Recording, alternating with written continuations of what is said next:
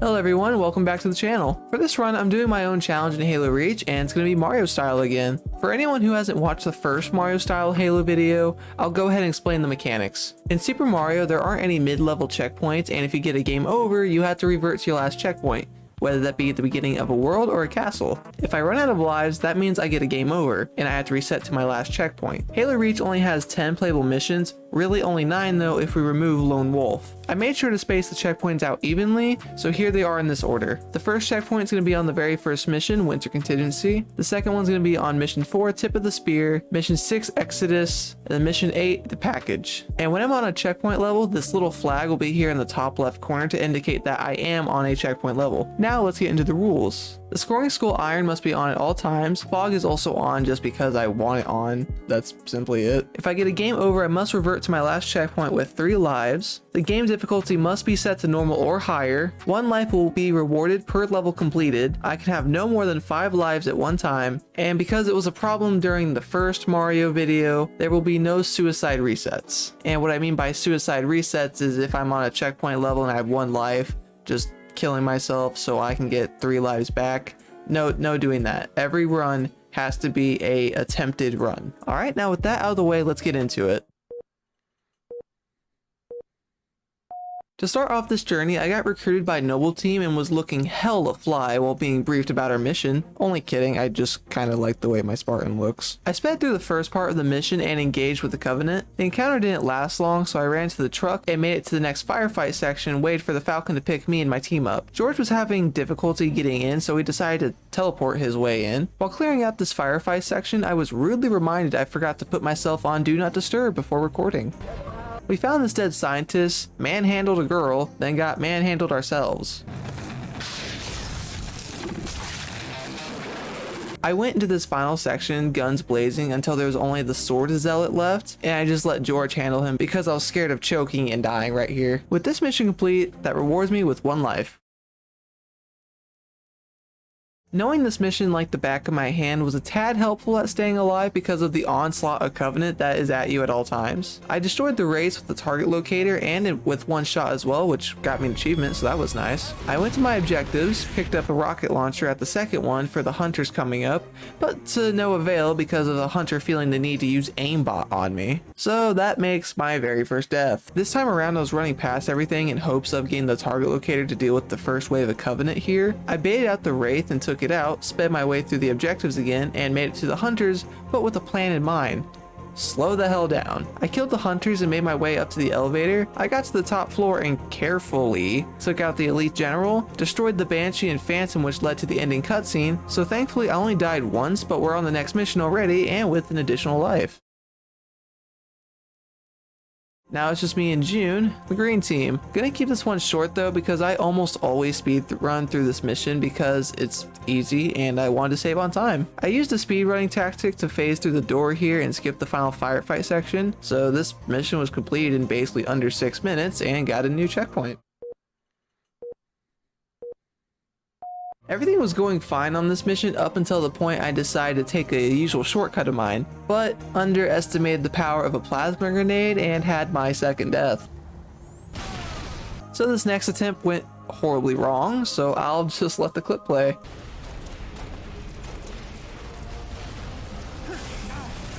Now that I was done being reckless, I made my way back to my shortcut spot and successfully did it this time. I missed the elite zealot unfortunately, but got a revenant and carefully took out the wraiths and hunters. I destroyed the anti-air cannon and flew my way to the spire. After the scripted Falcon crash, I took out some infantry enemies, then hijacked a Banshee to easily deal with the elites in the spire. After taking out the other Banshee and fuel rod turret, I killed the elites and crew. The cutscene played, and that was another level in the books. Also just gonna take another moment to gush about how cool my Spartan looks. Like seriously, just look at him.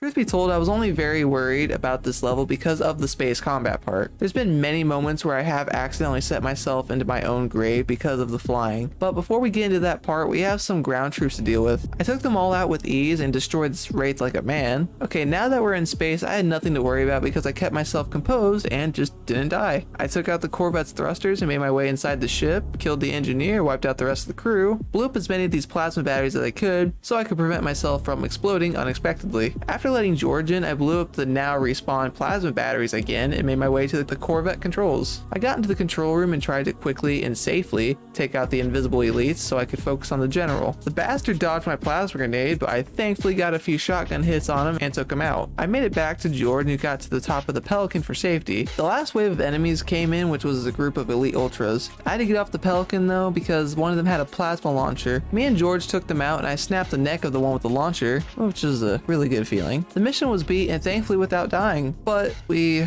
lost George and the fall of Reach was now in full swing.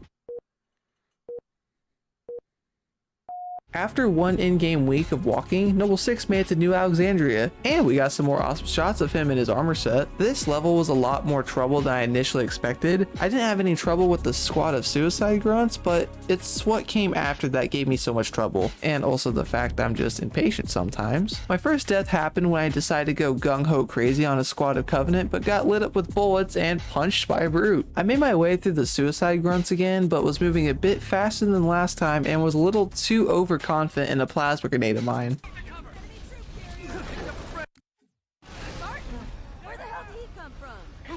Now aware that even accidentally killing a civilian gets you killed in return, I try to be much more aware of my surroundings so as to not do that again. Going through the mission with a much more level head helped me tremendously because I made it all the way to the end. Except for when I tried to get to the controls to finish out the mission, there was a squad of brutes and a chieftain with a fuel rod cannon, which unfortunately spelled my doom. Once again, I made it through the grunts, but the brutes were not showing any mercy that day and absolutely mangled me. Now because of the new rule I implemented, I can't forcibly get myself killed so I can get a reset of my lives since I am on a checkpoint level. I made it to the elevator and found a civilian who was a bit dumber than average. I jumped past the jetpack section of the level and I have to give it to the AI in this part because that was a 200 IQ play right there. Now that I got a game over, that does mean I get a reset of my lives and back on Exodus. Now I'm back to playing it nice and steady because I was at the point again where I was getting tired of playing the same sections again like a certain level in a past video of mine. But even with this newfound determination, I severely underestimated how fast the Phantom would spawn here.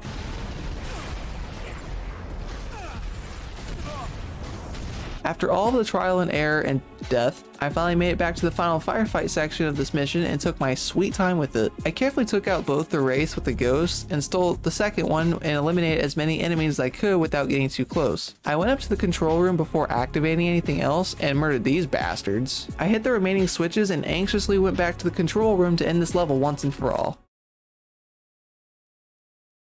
Here's another level I was really worried about because of the absolute onslaught I had to deal with when I was playing on Legendary a couple months back. The first objective was the hospital, so I made my way there in my Falcon and quickly but cautiously ran to the jammer and shut it down. I dealt with the jetpack elites and was back in my Falcon in no time. The next objective I got was to help transport Buck and defend him. After that was done, I had to head to the tower that had the drone's ambush in it. I stuck my Falcon in behind enemy lines and got up to the jammer. I shut it down and simply ignored all the buggers. Up next was another mini objective. I had to take out some Jackal snipers and defend the Marines on this tower. Once all the Jackal snipers were taken out, I tried to fly backwards and about flew into their transport, which could have ended really badly. Lastly was the club with the two sets of hunters. I kept my distance and used my DMR to take them out. That strategy worked for 3 of the 4 hunters, but I ran out of ammo before I can kill the last one. So I ran downstairs on the same level that the hunter was on and killed him with a rocket launcher that was conveniently placed in the middle of the room. I left the club and destroyed the shade turrets to finish out the level, and surprisingly, I didn't die on this level whatsoever, which would also prove to be beneficial in the long run. The cutscene played and Cat got downed by a needle rifle, and while yes, the cutscene is sad, they all just got done dealing with the Covenant, so why they would take their helmets off and risk not having their shields on, I don't know. This noble team death really could have been avoided and is kinda technically Cat's own fault. Rant aside, let's get into the next mission.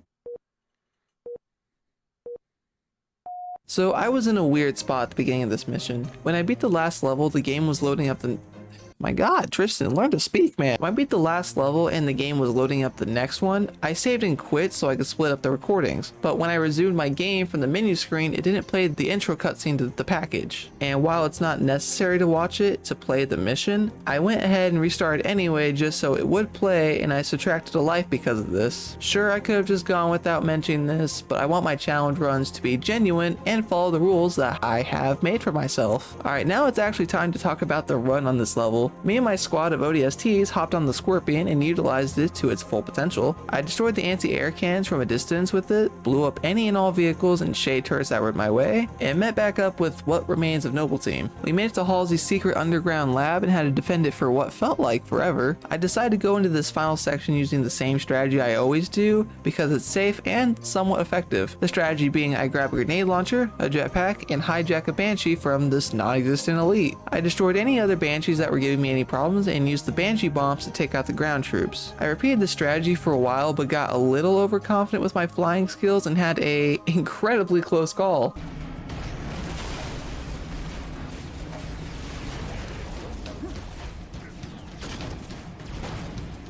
After recovering my shields, I took a safe route back to the team and replenished my health pack. I picked up a fuel rod can and stood on top of this roof here for the remainder of the mission until I had another close call. Thankfully, I did live and I got access to the final button press to finish out this mission. So other than the reset I did do at the beginning of the mission and the few close calls I had, this mission wasn't too bad. It just tedious per usual. Something has always bothered me about this scene. How is it that Carter is flying the Pelican and has the most protection, but he is the only one to have any noticeable damage or injuries? Just a thought. As much as I would have liked to run off the cliff here and assassinate the elite, I had to show a lot of restraint because I know I would have died anyway. And because MCC removed the achievement for that, so not like it matters anyway. This run went smoothly as it could. I had no problem dealing with the mass amount of high-ranking elites, the pair of hunters here, and even made it to the final section of the mission, but everything went horribly wrong as soon as more brutes and chieftains were dropped off. I tried to kill the chieftain with a hammer, but another brute decided to give me a sticky surprise from the back. Yes, I'm aware of how that sounds. This time around, I decided to go with a much more fast approach, which ends up spelling my doom. While trying to speedrun past the Wraith, which I did successfully, I did not anticipate the suicide grunts having such perfect timing. You would think I would have learned my lesson from being a speed demon, but that's where you're wrong, because I did it again. I got back to the section with the Wraith and the grunts. I got lit up by the gunner, but thankfully got to cover. I ran past the Jackal snipers and had another close call in a span of 30 seconds.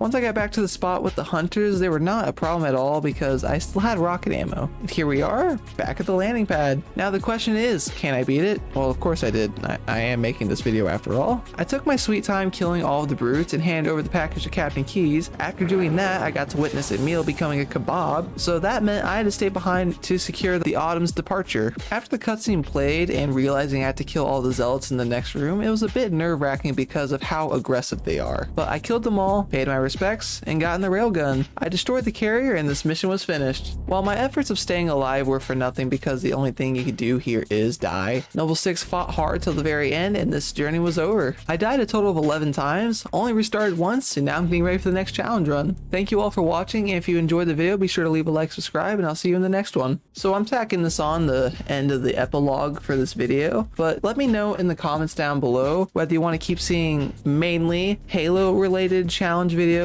and just videos in general, because while I do want to branch out and do challenge runs for other games and other videos based on those, I want to get a understanding of what you, the viewer, would like to see in these videos. So so comment down below what you would like to see in the future potentially, and also if you'd like to see more of these Mario style Halo videos, because while I do enjoy making them, I just want to get an understanding if whether you guys want to keep seeing more of them because of their what I believe to be unique design. But now with that final message over, again, thank you for watching, and I'll see you in the next one.